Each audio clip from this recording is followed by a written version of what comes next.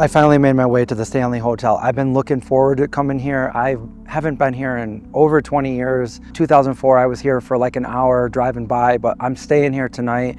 This is probably one of the highlights, if not the highlight, of heading out to LA. Some of you might know the Stanley Hotel is one of the most haunted hotels, allegedly, and I'll be staying in one of the most haunted rooms in the entire hotel on the 4th floor where all the paranormal activity is. This was the hotel that back in the 70s Stephen King stayed in, which he was really creeped out and he ended up writing The Shining. This gave him the inspiration to write The Shining, and he stayed in room 217, which is in the book, but the movie adapted 237. I'm looking forward to it. If anything should happen, I'll try to get it on video and I'll let you guys know what happens. We're gonna see some more of the Stanley Hotel as we walk around as the sun sets. It's getting really cold here and I'm looking at some snow-capped mountains over here, so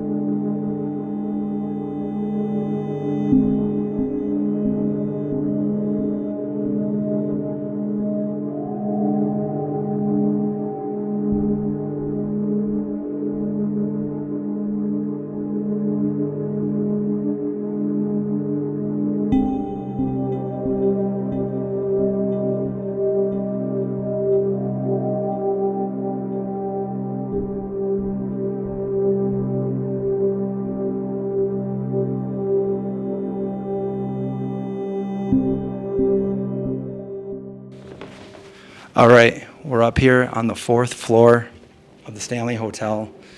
Supposedly this is the most haunted floor with the most paranormal activity. And I have the Haberdasher Suite, room 413, which is supposed to be one of the most haunted rooms in the entire hotel. So we'll find out. Let's go on. Let's go see what it looks like in there.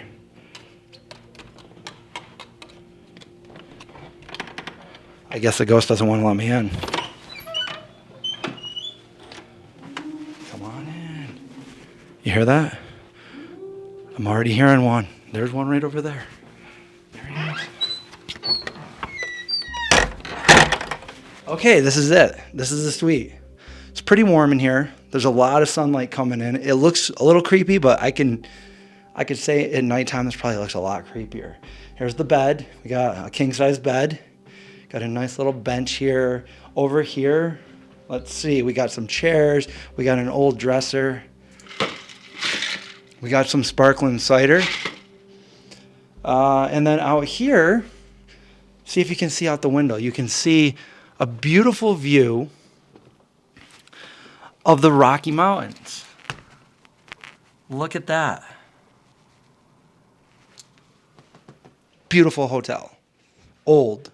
But now this right here kind of reminds me of the movie Somewhere in Time, which is one of my favorites. Christopher Reeve, Jane Seymour, and they're in this nice hotel. And this reminds me a lot of this hotel is beautiful. There's a lot of people here right now when we came in, and it's popping down there. What do you think, bathroom or closet? I'm going to say probably bathroom because there's a double door over there. Bathroom, okay. Let's check this out. Let's see here. A nice sink. I mean, this is kind of renovated. This is kind of a newer look. It looks like a normal modern bathroom to me. Nothing really spooky about this until you're taking a shower and somebody hands you a towel and there's no one in here but you. Let's go over to the closet.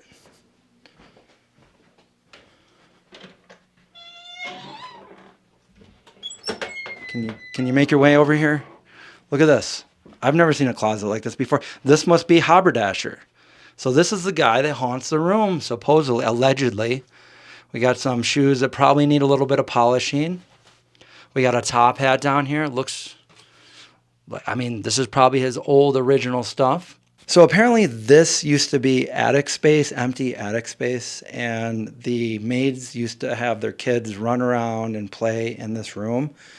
And so now people have claimed to hear little kids running around, laughing, crying, and they've also said that they felt like cold spots and entities caressing their hair while they were trying to sleep, and only to turn the light on and there was nothing there. So who knows if that was Haberdasher or just some coincidence.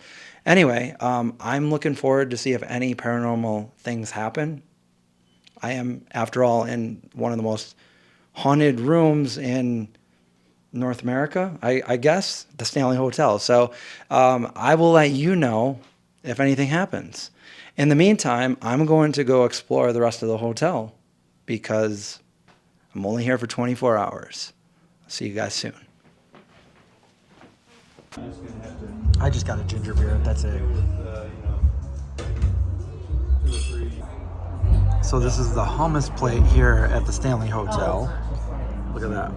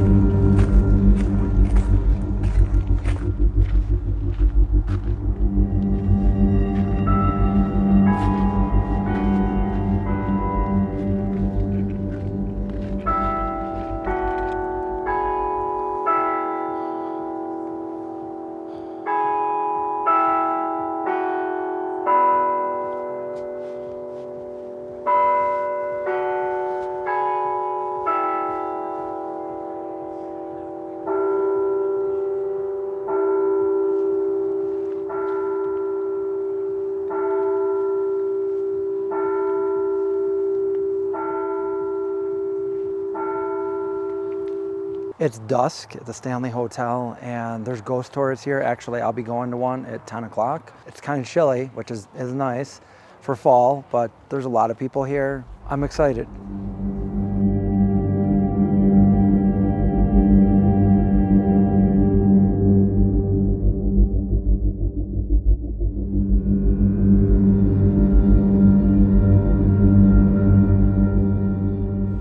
The ballroom.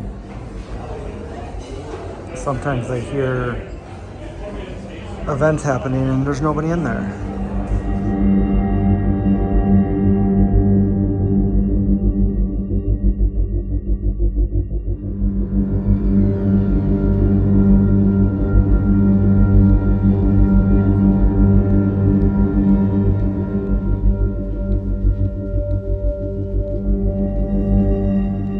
All right, so this is the room that Stephen King stayed in 1974, and he got creeped out there and he was inspired to write The Shining, and it says the Stephen King Suite 217, but in the movie they adapted it to 237.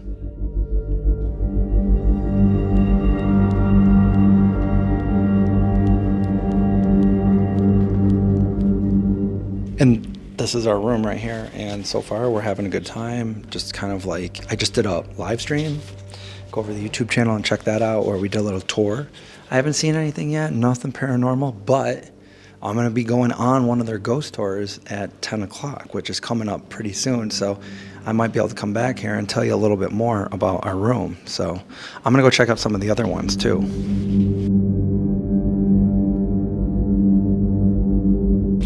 Okay, this is also another one, like a hot spot for paranormal. This apparently is the attic, and the room right across from it is supposed to be haunted.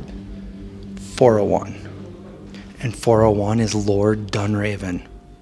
not a good guy. Lord Dunraven right there. Okay, this is the cowboy attic. It's supposed to be haunted by a friendly cowboy that gives you a kiss on the forehead, and you might see him appear. He's not harmful, he's not mean. Cowboy attic.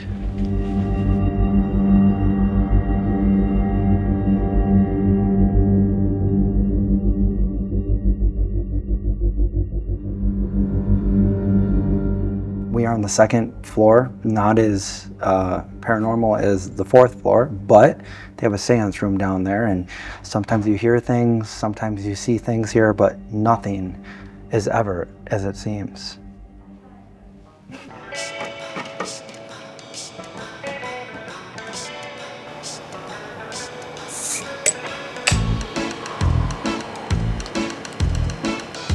Sparkling cider.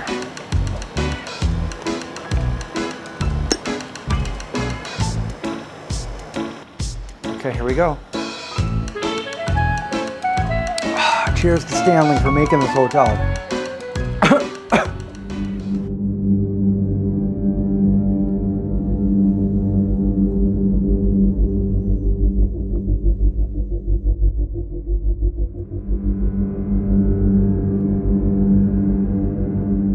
All right, well, I made it through the night here at the Stanley Hotel, staying in one of the most haunted rooms, 413.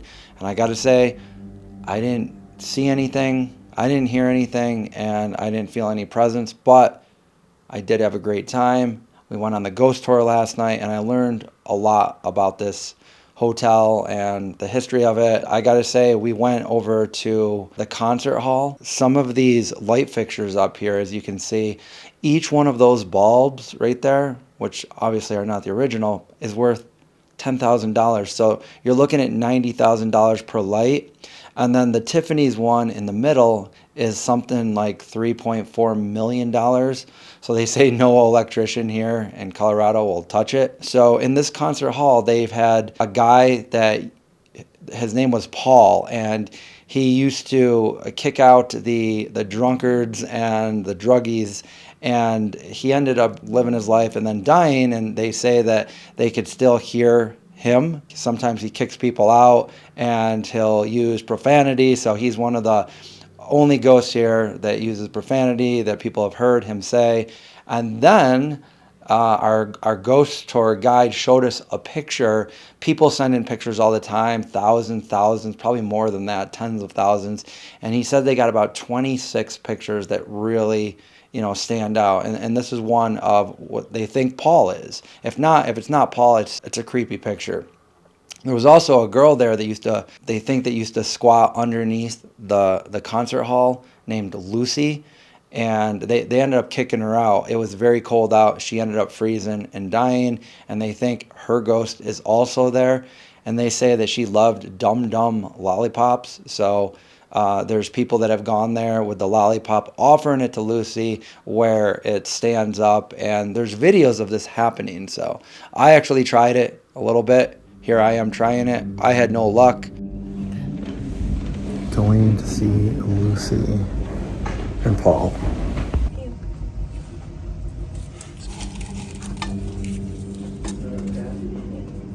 Pick it up. Lucy? Stand up for us. I'll put you on. Put you on YouTube if you do it, Lucy. And then when we moved our way down, we saw a mirror. This is a mirror that's been there, a very old mirror, and they've had ghost hunters and psychics and mediums do seances there and try to bring back spirits. So I mean, you know, whether you believe or not in this is the mere lore behind it. And I guess a lot of people go and they get pictures, videos of this mirror, as I'm doing right here. Over in the lodge, I don't know much about the lodge, but we're gonna get breakfast there. So then when we made our way back into the Stanley Hotel, which, by the way, it's the Stanley brothers. They were two brothers, and they made photo slides, which they ended up selling to Eastman Kodak. And they made a steam car, And there's a car right here in the Stanley Hotel, which there's only like 7 of these left in the world. F.O. Stanley was diagnosed with tuberculosis, and he was given a small amount of time to live, and like weeks. And so as a last ditch effort, he came here to Colorado, which the elevation here is a little over 7,500 feet. I'm feeling it because I'm coming from about 300 feet. And so he was given like a couple weeks left to live. He came up here and, breathing the air around here, whatever it was, he got better, and he lived for another 45 years or something like that. He lived to be in his 90s. So once they came here, they built this hotel. They acquired the land from Lord Dunraven, who was a real estate guy, not a very good guy. His room is over there. We looked at it earlier. It's actually right down the hall from where I am right now. It's said to be also haunted. In 1907, they started building this hotel, and in 1909, it opened up, and it flourished throughout the years. But in the 70s, it kind of went downhill, and some of the buildings, the concert hall was all boarded up. All the windows were boarded up. They sold off a lot of the property, and they were just going to pretty much bulldoze the whole thing until Stephen King thought it looked creepy enough to go and spend the night, which he stayed here in room 217, but he was at the ballroom down there, and he actually drank throughout the night with a guy named Lloyd and a guy named Grady, which were real people. He had a very bad nightmare that he claims was his worst nightmare, where his son was running down the hallways and garden hose was chasing him. You can see where he got inspiration for this, because on the walls there were water valves that came out, which you can see here, and that probably prompted him to have that dream about the hose.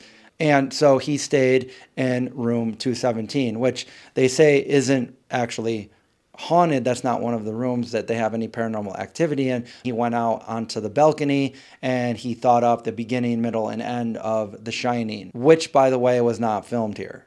Also in the billiard room, which this room right here, as you can see, it's a very big room. It had cork on the floor, and F.O. Stanley would invite people. One of his best friends at the time was Harry Houdini. They would spend hours playing pool. And they actually, back to the concert hall, they made a little trap door just specifically for Houdini for his shows there. The whiskey bar here is the original bar for this hotel, which is over 100 years old. Because The Shining wasn't filmed here, and they have literally, I think he said 6 million people come here a year. And he said, he might have been exaggerating, but he said about 4 million of them always ask about the movie being filmed here. And once they find out it wasn't filmed here, they get a little bit let down. But in the book, the shrubs outside and the hedges, the animals come to life and attack people. And Stanley Kubrick said special effects, visual effects, all that stuff wasn't going to make that look right back then. So he decided not to do that, and he put the maze in there instead. And there was never a maze here until 2015 when they finally made one, because people kept asking about it. And that concludes my stay at the Stanley Hotel. And even though I didn't see anything paranormal, I still enjoyed the experience. This is something that I've wanted to do for many years now, and I'm glad I got to do it. If you guys are ever in the area, you're just driving by, it is open to the public, so you can come on over and check it out. And if you can, I suggest spending the night here in one of the rooms and just enjoying your stay. It's a beautiful hotel, beautiful experience, and that's it for my night at the Stanley Hotel.